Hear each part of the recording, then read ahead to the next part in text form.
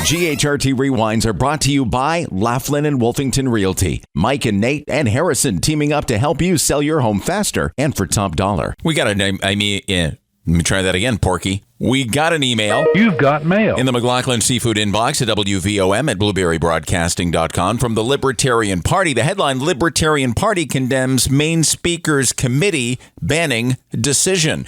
You recall our conversation yesterday, George, with State Representative Lauren Libby, the Republican of Lewiston, who detailed to us on Monday when she and others went to the State House not wearing masks, understanding the governor lifting the mask mandate and what it would mean, and being confronted or stopped by Capitol Security, eventually making their way, and then House Speaker Ryan Fecteau then removing those legislators from their committee posts. Among those legislators, Maine's sole Libertarian, and Harrison Kemp of the Libertarian Party of Maine. He's dialed in. He's on line 3. Harrison, Libertarian Party, not very pleased with the House Speaker's actions? No, we are not very pleased with the House Speaker's actions, Rick. It was very clear that the governor had changed the set of policies that were going to be governing our COVID response going forward. And Speaker Fecteau decided that he did not want to take that into account. The Democrats on the committee, who voted 6-2 to implement this rule in the State House and on grounds where legislators are going to be working, completely did not take that information into account either. So that's part of the reason that we're really upset right now is we're looking at the rules being changed, and we're like, yes, this is what we've been fighting for. But we're seeing that the State House and our state legislators are not playing by the same rules that are being set forth. We got into the discussion with the representative yesterday about the Legislative Council. Who sets the rules in the State House? So ultimately in the State House, a lot of the rules get set by the Speaker, and then a lot of those decisions are either just made by him or then have to be approved by some type of committee, or some type of committee has to make a decision and then he carries it out and is kind of the enforcement agent on that. So it really depends on what the decision is. With something like this, Speaker Fecteau was able to just make the decision. He was able to remove people and then add new people to the committees without any type of oversight, without any other type of process other than he wanted to do it this way. Well, I kept hearing yesterday that there was no notice given. I'm sitting here at the moment just looking at a picture, a large sign that says, "Attention, masks must be worn in legislative spaces." That's a pretty good indication that somebody came up with a rule, you can't come in unless you're wearing a mask. Yeah, it's a good indication someone came up with that rule. The question right now, though, is who came up with the rule and why is that rule being enforced the way it is? You know, when the governor says that we're relaxing rules across the state except for children in schools, and the legislator and the areas where legislation is being created and legislators are working now fall under different rules, it sends mixed signals to our legislators who just wanted to show up and go to work.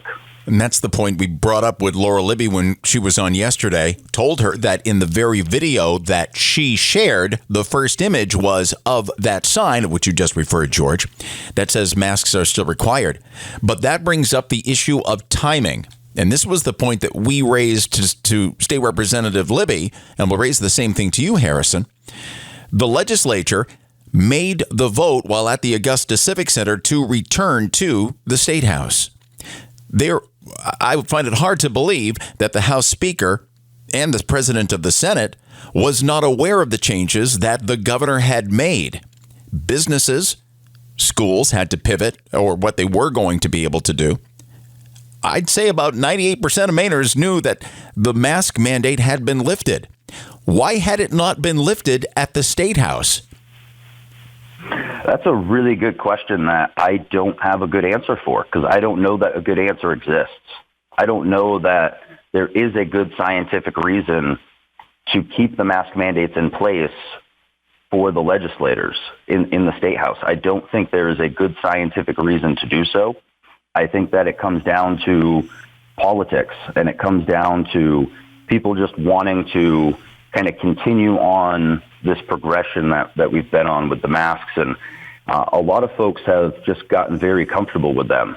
And even if they're vaccinated, they're still wearing the masks. And, you know, if you want to be vaccinated, wear your mask, please do whatever you think is right for you. But when the CDC is coming out and saying that we no longer need to do this, it's time to stop acting like it's some type of, you know, selfish act to go out without a mask. So I think what we're seeing is just a reaction from Speaker Fecteau where he's not quite sure what to do. And because he doesn't know what to do, he is taking a really dramatic action that's going to come back, and it's probably going to bite the Democrats in the butt in the long run, because a lot of folks are going to be very upset that their favorite representatives are being taken off of committees for what they view as no reason. The reality is that the committee work is just about done. Hopefully they can put this back together before the next session. Capitol Security it seems to me they didn't have much choice here. I looked at the video and I read, and I talked to the representative yesterday here on the program. Capitol Security just followed what they were told to do. Yeah, unfortunately, police have been put in a really awkward spot with these mask mandates because they know that it's not a law in the sense that most things they enforce are. So they've been kind of hands-off for most of this time around mask mandates and forcing people to abide by them. But when it comes to government property, they really do have a lot more leeway to enforce things like that. And you can even see in the video the Capitol policeman is being very friendly, very polite. He doesn't have any other course of action. He's doing what he was told to do. So, yeah, with the Capitol Police, I think that what we need to do is not even be too concerned with them because they're just doing their jobs. They have no control over the policy. They have no control over the direction that the mask enforcement really goes. This comes down to Speaker Fecteau and his desire to control those committees in a way that just kind of surfaced out and played out to be very, very partisan at the end of the day. On the phone with us is Harrison Kemp, Libertarian Party of Maine. They're condemning House Speaker Ryan Fecteau's removing legislators from their committee posts, speaking specifically of the sole Libertarian that we have in the state of Maine. What committees does he now not sit on? He was on the Innovation Committee, and he's been taken off of that. Like you said, committees are almost done at this point, so it won't do too much damage to that committee that he's been taken off or that any of the Republicans have been taken off. But going forward, we do want to get all of these people back onto committees, especially John Andrews. He's our number one focus with getting back onto a committee.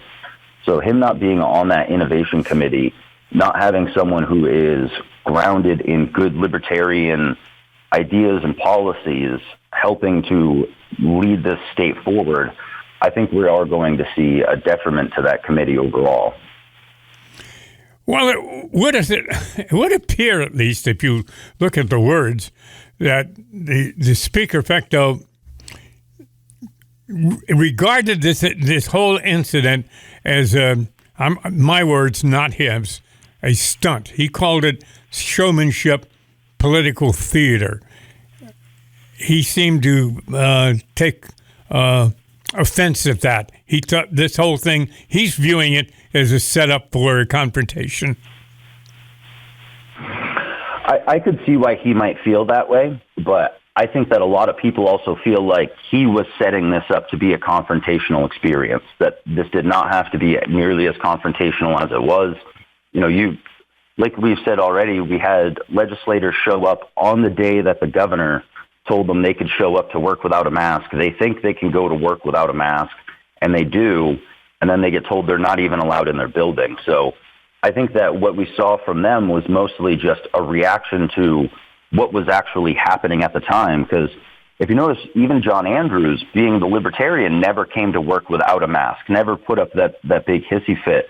He was just doing what he was told the entire time. He was playing by the rules. So I think that the political grandstanding and the political theater is coming more from Speaker Fecteau's side of things than it is from the Libertarian and the Republicans who showed up without a mask side of things. Well, George, yesterday you asked Laura Libby, the state representative from Lewiston, if this was planned, in so many words, and she said no. No, it wasn't. We were quoting her, paraphrasing her, I should say. We understood what the governor's lifting of the mask mandate said, and we understood that we could go back to work just as we had voted to return to the State House. I guess that's the question right there, and I'm sorry I stumbled to get to it. If masks were still required in the State House, why did the legislature vote to return and not stay physically distanced at the Augusta Civic Center, Harrison? My guess would be, Rick, that they just didn't have all that information. Is that they were under the assumption that they would be able to go from the Civic Center back to the State House without masks, be able to do their jobs the way that they were expecting to do them, in close proximity, no masks, working like they've always done. So I think if they knew that going back to the State House meant masks and having to be separated and social distancing, they probably would have stayed in the convention center because it's a much bigger and easier space to work in. And I know we're coming up on the end of time here, so I just want to let everybody know if this thing that happened with Speaker Fecteau booting all of these people off the committees really upsets you, go to LPME.org today. Start looking at what libertarians are doing here in Maine, because if we have more folks on the legislature, in the House, in the Senate, these types of things just don't happen. We're much more powerful allies than what we've been given credit for in the past. So check us out, learn what we're doing here in Maine, learn about our candidates, about our legislative action, and help us make sure this type of thing doesn't happen again. Harrison Kemp of the Libertarian Party of Maine. First, thanks for receiving our email and our text message at ODark30, and then getting up and dialing in this morning to the George Hale-Rick Tyler Show. GHRT Rewinds, brought to you by your hometown real estate team, Laughlin and Wolfington Realty. Thinking about selling your home? Call 629-9211 and start packing.